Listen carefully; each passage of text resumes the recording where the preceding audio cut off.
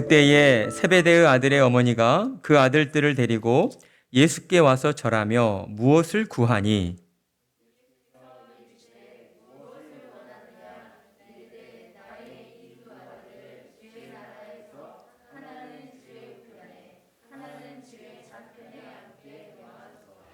예수께서 대답하여 이르시되 너희는 너희가 구하는 것을 알지 못하는도다. 내가 마시려는 잔을 너희가 마실 수 있느냐? 그들이 말하되 할 수 있나이다.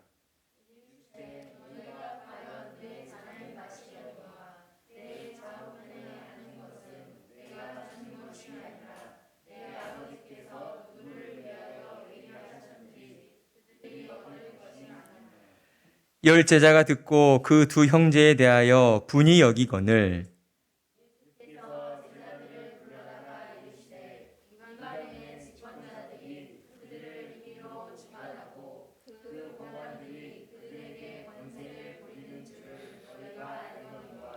너희 중에는 그렇지 않아야 하나니 너희 중에 누구든지 크고자 하는 자는 너희를 섬기는 자가 되고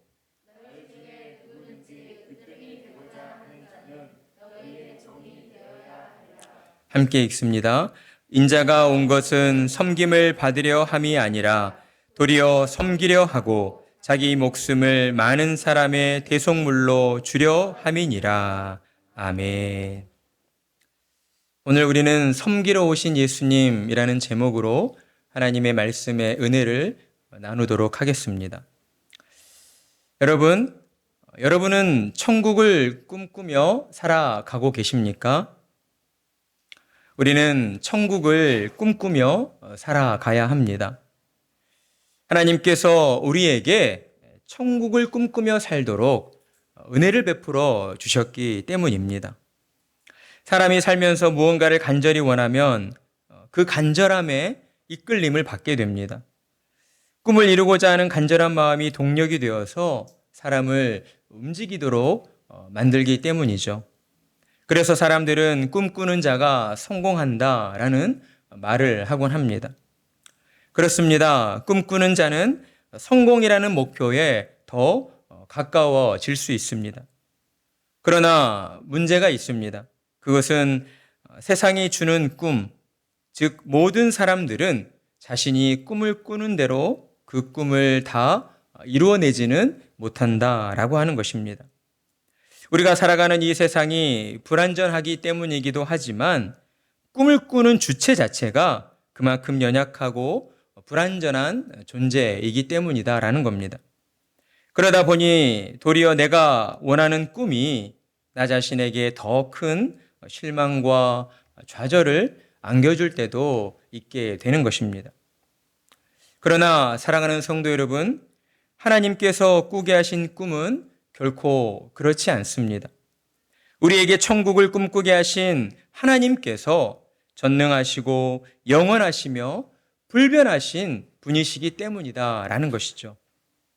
꿈을 우리에게 주신 주체이신 하나님께서 그토록 전능하시기 때문에 하나님은 우리에게 주신 꿈을 반드시 이루어 주신다라고 하는 것입니다. 그렇기 때문에 천국을 꿈꾸는 자는 가장 복되다라고 할 수가 있는 것이죠. 하나님께서 천국을 꿈꾸는 자와 언제나 함께 하시기 때문입니다. 인생 가운데에 감당할 수 없는 고난을 만났을 때 하나님께서는 피할 길을 내어주시고 모든 수고와 슬픔을 넉넉히 이겨내도록 우리를 도와주시는 것입니다. 이 땅을 살아가는 우리네 인생이 천국 본향을 향해 나아가는 나그네 삶이라는 것을 깨닫게 하셔서 우리는 사는 동안 세상의 일들에 연연하지 않도록 우리의 마음의 중심을 붙잡아 주십니다. 그리고 날마다 하나님 나라 천국을 바라보며 하나님 품에 안겨받게 될 하늘의 상급을 꿈꾸며 살아가도록 우리를 인도해 주신다라는 것입니다. 때문에 천국을 꿈꾸며 사는 자의 삶은 세상 속에서 가장 아름다운 빛을 발하게 되는 것이죠. 그의 마음 가운데에 죽은 소망이 아니라 살아있는 영원한 소망, 영원한 산소망이 살아 숨쉬며 역사하기 때문입니다. 따라서 영원을 꿈꾸는 사람, 곧 천국을 꿈꾸며 살아가는 사람은 자신의 인생을 결코 허투루 살아가질 않습니다. 하나님께서 꾸게 하신 천국 소망에 합당한 자로서 자신의 삶을 믿음의 길로, 바른 길로 인도해 가도록 그렇게 노력하며 살아간다라는 것입니다. 정직하고 겸손하게 하나님의 말씀에 순종하며 세상의 빛과 소금으로 하나님의 거룩하심을 드러내며 살아가게 된다라는 것이죠. 예수님께서는 오늘도 우리에게 천국을 꿈꾸는 자로 합당하게 살아가도록 교훈의 말씀을 들려주십니다. 자기 자신만을 소중히 여기고 자신의 유익만을 쫓아 살아가는 세상을 향해서 천국을 꿈꾸는 하나님의 자녀들이 무엇을 위해 살아가야 하는가를 우리에게 가르쳐 주시고 있다라는 겁니다. 오늘 말씀은 이렇게 시작을 합니다. 그때에 라는 시점으로 시작을 하고 있습니다. 여러분, 이 그때에는 어느 시점을 가리키고 있습니까? 예수님께서 앞선 17절과 19절에서 예수님이 예루살렘에 들어가시게 되면 대제사장들과 서기관들에게 붙잡혀 고문을 당하시고 십자가에 못 박혀 죽으신 후에 3일 만에 다시 살아나게 되신다라고 하는 이 예언의 말씀을 하신 바로 그때였습니다. 그러니까 예수님이 십자가에서 죽으시고 부활하게 되실 것을 예언하신 바로 그때에 세베대의 아들들의 어머니, 곧 야고보와 요한의 어머니인 살로메가 예수님께 찾아와 무언가를 구하고 있었다라는 것입니다. 살로메가 예수님께 구한 것은 무엇이었습니까?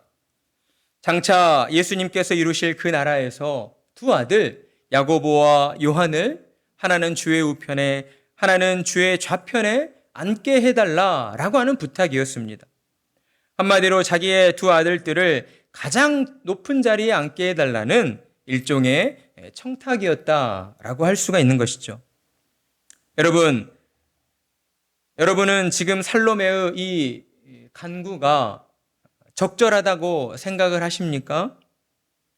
예수님께서는 바로 방금 전에 그때에 자기가 머지않아 능욕과 침뱉음과 채찍질을 당하고 단죄되어 십자가에 못 박히게 될 것이라고 그들에게 말씀을 하셨습니다.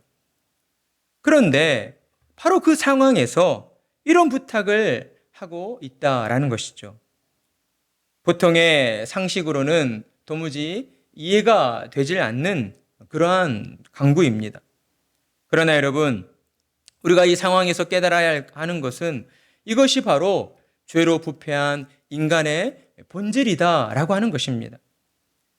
하나님의 은혜가 아니고서는 하늘에 신령한 것을 도무지 인식하지 못하는 그러한 우리의 어리석은 모습이다라고 하는 것이죠.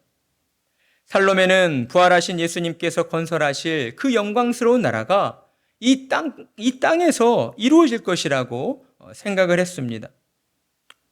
살로메는 영적으로 깨어나지 못했기에 이렇듯 지극히 육신적인 생각에 사로잡혀 있었던 것입니다.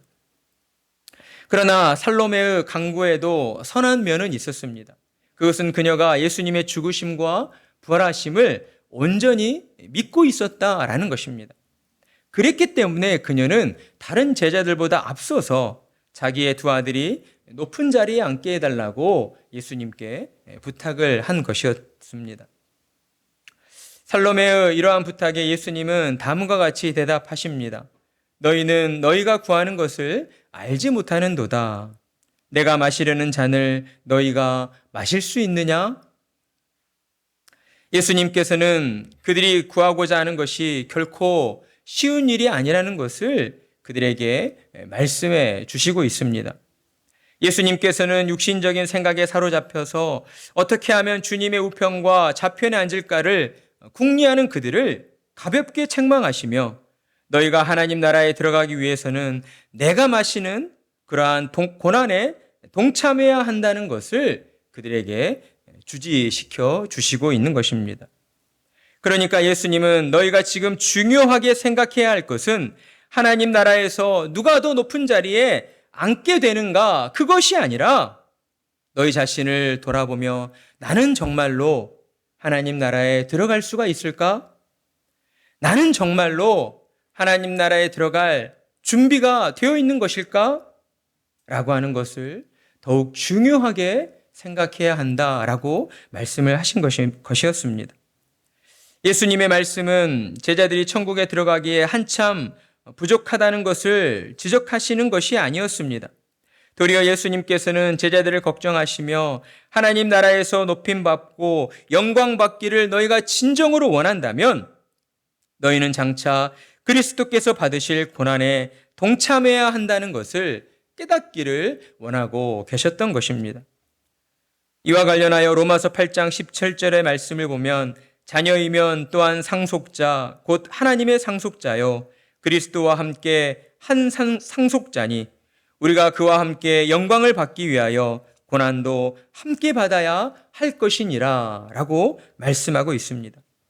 그렇습니다. 천국을 소망하고 꿈꾸는 신자는 육신으로 이 땅을 사는 동안 마땅히 그리스도의 고난에 동참하는 자들이 되어야 합니다. 그렇다면 그리스도의 고난에 동참하는 것은 무엇을 의미합니까? 눈에 보여지는 세상을 쫓지 아니하고 하나님 말씀에 순종하여 날마다 자기를 부인하고 자기 십자가를 지고 주님이 걸어가신 십자가의 길로 나아가는 것입니다. 오늘날 우리 주변을 둘러볼 때에 믿음으로 사는 것을 너무 쉽게 생각하는 분들이 많이 있습니다. 단순하게 예수님을 믿고 복받아서 형통하게 사는 것이 곧 믿음으로 사는 것이다 라고 생각을 하는 것이죠. 아이러니하게도 이러한 생각을 가지고 있는 분들이 오늘날 교회 안에 많이 들어와 있습니다. 이것을 우리는 기복주의 신앙이다 라고 이야기를 하는 것이죠. 복받기 위해서 열심히 예수님을 믿고 복받기 위해서 열심히 교회에서 봉사하고 복받기 위해서 열심히 헌금하고 복받기 위해서 열심히 헌신하는 그러한 분들이 교회 안에 많이 있다라는 것입니다. 복받기 원한다라고 하는 그 마음 자체가 문제가 되는 것은 아니죠. 그렇다면 무엇이 문제입니까? 우선순위가 뒤바뀌었다라고 하는 것이 문제입니다. 하나님께서 내게 말로 다 할 수 없는 우리의 그 무엇으로도 갚을 수 없는 천국의 은혜를 허락하여 주셨습니다. 우리 안에는 믿음으로 말미암아 천국을 소망하며 살아가도록 하나님께서 그토록 놀라운 은혜를 베풀어 주셨다라고 하는 것이죠. 그러니 우리는 하나님의 그 은혜에 감사하는 마음으로 마땅히 하나님의 말씀에 순종하여서 이 땅을 사는 동안 주님의 말씀에 따라서 교회를 섬기고 교회에서 봉사하며 우리 주변에 어려움 가운데 놓여져 있는 많은 사람들을 돌아보며 그들을 도와주는 그렇게 선을 행하며 사는 자들로 살아가야 한다라고 하는 것이죠. 그러나 이 우선순위가 뒤바뀌어 버리면 어떤 결과가 일어나게 됩니까? 주님의 몸된 교회가 교회다운 그 본질을 잃어버리게 되는 것입니다. 교회의 거룩함을 잃어버리고 세상 사람들과 별반 다를 바 없는 그러한 모습들을 가지고 살아가게 된다라고 하는 것이죠. 그러니 우리는 우리 안에 있는 이 믿음을 결코 쉽게 생각해서는 안 됩니다. 믿음을 가지고 사는 것에 대하여 우리는 진지한 생각들을 해보아야 한다라는 것이죠. 나는 왜 예수님을 믿고 사는 것일까? 하나님은 왜 내게 믿음을 주셔서 이 땅 가운데에서 믿음을 가지고 살아가도록 내 삶을 붙들어 주시는 것일까? 우리는 우리의 믿음을 더 깊이 돌아보며 우리가 이 땅 가운데에서 어떠한 모습으로 어떻게 믿음을 가지고 살아가야 할 것인가를 돌이켜 보아야 하는 것입니다. 이러한 면으로 볼 때 우리는 로마 시대 그리스도인들을 생각해 볼 필요가 있습니다. 예수님 당시의 로마인들은 그리스도인들을 무자비하게 박해하고 핍박했습니다. 왜 그랬습니까? 왜 로마인들이 예수님을 믿는다 하는 그리스도인들을 그토록 잔인하게 핍박하고 고문하고 박해하였습니까? 그리스도인들이 자신들과는 다른 모습으로 살아가고 있었기 때문이었습니다. 당시의 그리스도인들은 음주 가무와 육신의 쾌락에 빠져 살았던 로마의 그 삶과는 전혀 다른 모습으로 살아가고 있었습니다. 그들은 날마다 함께 모여서 하나님께 기도했으며 하나님을 찬양하며 살았습니다. 하나님의 말씀에 순종하는 것을 삶의 가장 큰 원칙으로 삼고 내 이웃을 내 몸과 같이 사랑하며 세상의 사람들을 대할 때에도 늘 그들 앞에서 온유한 모습으로, 정직한 모습으로, 너그러운 모습으로 그들을 품어주는 사람들로 살아갔던 것입니다. 사도행전에 나오는 초대 교회의 모습을 보면 어떠합니까? 당시 신자들은 자기가 가지고 있는 모든 것을 다 팔아서 없는 자들과 함께 나누며 생활을 했습니다. 교회에 속한 신자들은 진정으로 주님 안에서 한 가족이었고, 교회의 그 모습은 진정으로 하나님께서 함께 하시는 천국의 모습이었던 것입니다. 로마인들은 그러한 그리스도인들의 모습이 많이 불편했습니다. 그리스도인들의 거룩한 삶이 자신들의 양심을 불편하게 했기 때문이었던 것이죠. 그러나 죄악 가운데 놓여진 그들의 양심은 그리스도인들의 그 거룩한 모습을 보고도 선한 반응을 하지 못했습니다. 도리어 악한 반응을 보이며 자신들을 불편하게 만드는 눈에 가시 같은 그리스도인들을 전부 없애버리자, 저들을 전부 이 땅 가운데에서 멸하여 버리자라고 하는 그러한 잘못된 선택을 했다라는 것입니다. 그렇다면 오늘날 우리는 어떻습니까? 우리는 세상을 향하여서 어떤 불편함을 주고 살아가고 있습니까? 사람들 가운데에서 우리는 어떠한 선한 영향력을 끼치고 행사하며 살아가고 있느냐라고 하는 것입니다. 만약 그렇지 않고 그럭저럭 세상과 타협하며 그리스도인인지 아닌지도 모르게 그렇게 살아가고 있는 것은 아닙니까? 우리는 우리 자신을 돌아보며 우리가 어떤 사람들인가를 다시 한번 생각해야 합니다. 사랑하는 성도 여러분, 우리는 하나님의 자녀들입니다. 하나님의 은혜로 거듭나 세상 가운데에서 빛과 소금으로 하나님의 거룩하심을 드러내며 살아가야 할 하나님의 자녀된 자들이다라고 하는 것입니다. 그러니 우리는 그럭저럭 세상의 성공을 향하여 살아가서는 안 됩니다. 주님이 우리에게 말씀하여 주신 것처럼 주님께서 우리를 구원하시기 위하여 십자가를 짊어지고 피 흘리시며 그 골고다 언덕을 향해 걸어가셨던 것처럼 우리도 날마다 우리 자신을 부인하고 내게 주어진 십자가를 짊어지고 예수님을 따르는 자들이 되어야 한다라고 하는 것입니다. 때로 그 길 위에 우리를 미혹하는 수많은 유혹들이 있고 사탄이 파놓은 수많은 함정들이 놓여 있을지라도 그로 인해서 넘어지고 깨지고 아파하는 고통이 있을지라도 우리는 세상을 거스르는 진정한 믿음의 모습을 보이며 죄악 가운데에서 빠져 방황하고 있는 한 영혼을 구원하는 자로, 한 생명을 건져내는 자로, 믿음의 사람으로 꿋꿋이 신앙의 길로 나아가야 한다라고 하는 것입니다. 그러한 믿음이 우리 안에 있을 때에 하나님께서 우리의 삶을 붙잡아 주시고 우리를 이끌어 가 주시는 것입니다.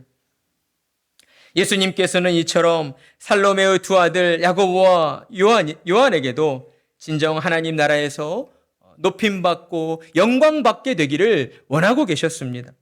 그들이 아직은 육신의 생각에 사로잡혀서 예수님의 말씀을 온전히 깨닫지는 못하였지만 성령께서 그들 가운데에 임하실 때에 예수님의 말씀을 깨닫고 주님이 걸어가신 그 길, 십자가의 고난에 동참하며 나아가게 될 것을 예수님은 바라보고 계셨다라고 하는 것입니다. 그래서 예수님은 너희가 분명 내 잔을 마시게 될 것이다. 그러나 내 오른편이나 왼편에 앉는 것은 내가 정해주는 것이 아니다. 그 자리는 내 아버지께서 정하신 사람들에게 돌아갈 것이다 라고 말씀을 하셨습니다. 무엇을 말씀하신 것입니까? 제자들이 천국에 들어가 주님의 오른편, 왼편에 앉게 되는 것은 주님의 뜻대로 이루어지는 것이 아니라 내 아버지 곧 성부 하나님의 뜻대로 이루어지게 되어진다라고 하는 말씀이었습니다. 예수님은 이 말씀을 통해 사람이 구원을 얻고 천국에 들어가는 것이 사람의 노력이나 사람의 능력이나 사람의 의지로 이루어지는 것이 아니라는 것을 우리에게 깨닫게 해 주시고 있습니다. 사람이 구원을 얻고 천국에 들어가게 되는 것은 오직 누구의 뜻에 달려 있는 것입니까? 오직 성부 하나님의 뜻에 달려 있다라고 하는 것입니다. 하나님께서 우리 가운데에 믿음을 주시고 하나님께서 우리를 하나님의 자녀로 택하여 주실 때에 우리는 하나님 나라 천국 백성이 되어 영생을 소유하게 된다라고 하는 것이죠. 그러니 이 하나님의 은혜가 얼마나 놀랍고도 고마운 것입니까? 세상에서는 많은 것을 가져야만 성공하고 많은 것을 얻어야만 자신이 원하는 것들을 이루며 살 수 있다라고 이야기를 합니다. 그러나 하나님 앞에서는 세상의 모든 것들이 다 부질없는 것이 되어 버린다라는 것이죠. 오직 하나님의 은혜만이 우리를 구원 얻게 하고 우리에게 천국을 살도록 영생을 허락해 주시기 때문입니다. 따라서 신자로 살아가는 우리는 이 사실을 분명히 깨닫고 있어야 합니다. 왜냐하면 이와 같은 하나님의 절대 주권을 인정하는 것이야말로 우리의 신앙생활에 참된 기초요, 우리의 신앙생활을 든든히 받쳐주는 반석이 되어주기 때문입니다. 세상 가운데에서 하나님의 주권이 미치지 않는 영역은 없습니다. 우리가 구원을 받고 천국에 들어가게 되는 것도, 이 땅에서 예수님을 믿고 살아가게 되는 것도 우리가 원하는 바는 아니지만 때로 욥처럼 감당할 수 없는 고난을 겪게 되는 것도 모두 하나님의 주권에 의하여 이루어지게 되는 것이다 라고 하는 것입니다. 그러니 우리는 우리의 구원과 천국에 들어가 영생을 살게 되는 모든 일들이 오직 하나님께 달려있음을 믿고 모든 생활 속에서 하나님을 경외하며 하나님을 경배하며 살아가야 하는 것입니다.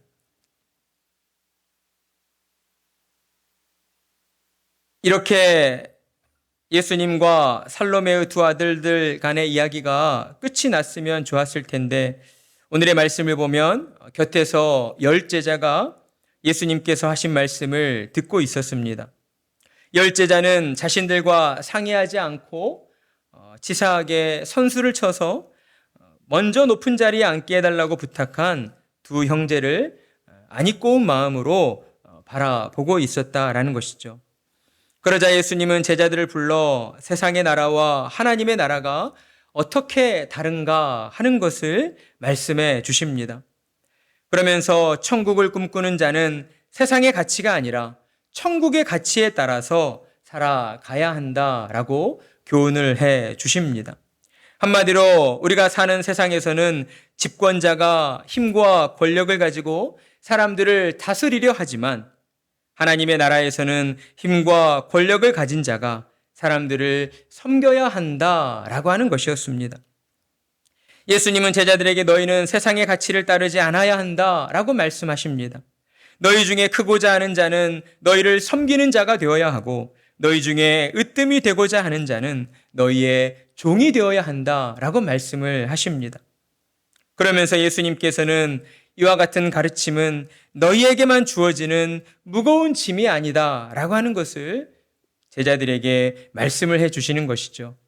예수님께서 이 땅에 오신 이유와 목적이 섬김을 받으러 오신 것이 아니라 섬기기 위해 오셨고 또한 자기 목숨을 많은 사람의 대속물로 내어주시기 위해 오셨음을 제자들에게 가르쳐 주시고 있기 때문입니다.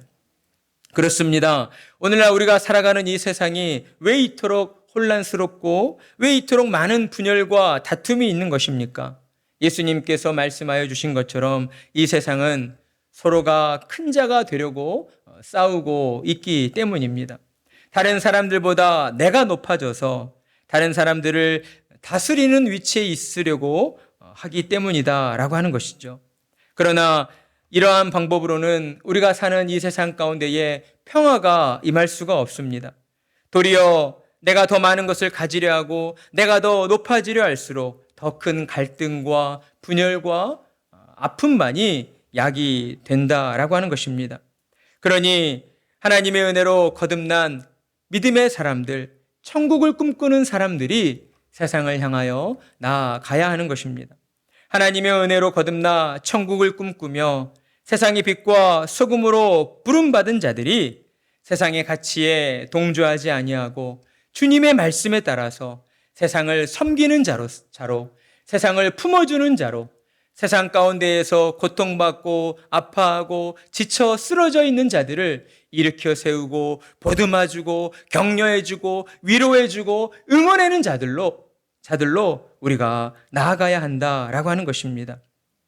예수님께서 우리를 위하여 십자가에 자기의 목숨을 내어 주셨던 것처럼 우리 또한 주님을 본받아 우리에게 주어진 목숨을 주님께 내어드리고 겸손하고 낮은 자의 모습으로 세상을 섬기는 자로 살아가야 하는 것입니다.